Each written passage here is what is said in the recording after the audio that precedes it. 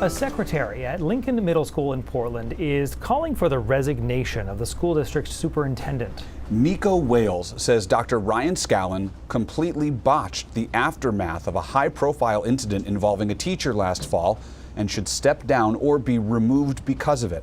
Sharon Rose has the story.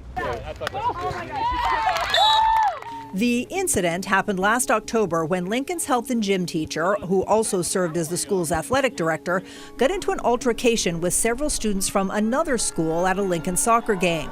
The administration initially wanted to fire Jamal Murph, but after a public hearing held 5 months later that resulted in a huge outpouring of public support for Murph, the superintendent and school board decided to keep him on leave for the rest of the school year, but bring him back this coming fall. From beginning to end, there's so many things that are wrong about this. Lincoln Head Secretary Nico Wales says he's not happy with the way the administration handled Mr. Murph's case, in his opinion rushing to judgment and not holding the students involved accountable.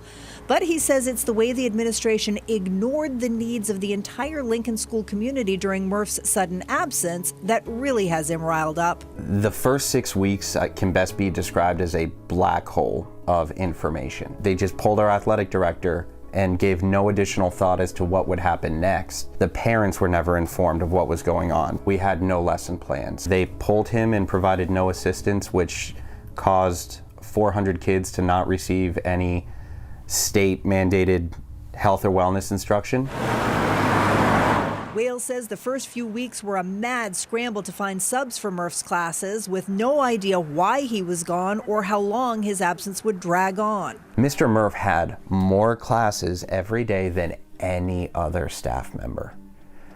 He had 6 classes. He only had lunch off. Wales says he had to plug in 30 different staff and subs over the course of a month. And with no lesson plans, health and wellness basically turned into open gym and chaos.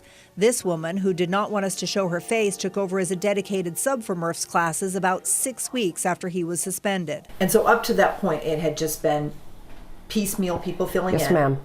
And not a lot of structure. None.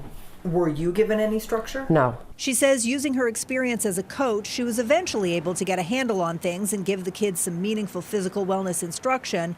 But Mr. Murph's health classes fell completely by the wayside. Now, I know what some of you are thinking. It's health and wellness class. In the grand scheme of things, is it really that big of a deal? Well, apparently the state thinks so, as it is mandated curriculum for all middle schools in Maine. And when you think about the social climate our kids are growing up in these days and how volatile those middle school years can be, suddenly the information covered in health class may seem a little more important. Mental health awareness, depression, stigma, bullying. Wales says he began emailing Superintendent Scallon and members of the school board about the situation in mid-January, but was either ignored, given the runaround, or even met with anger. To make matters worse, when it became clear that Murph would not be coming back for the current school year, a clerical error at the central office made it appear in the system that a long-term sub had been hired for the position, when in fact nobody had, setting back efforts to reestablish meaningful instruction even further.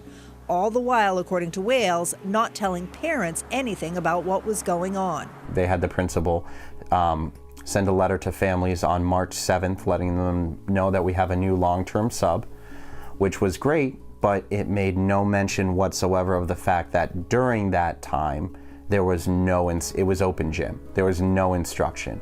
In Portland, Sharon Rose, News Center, Maine.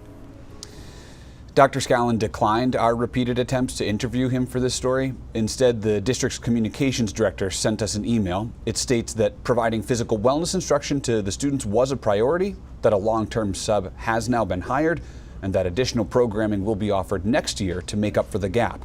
You can read that statement in its entirety, along with a response from Mr. Wales, who you just heard from, on our website and app.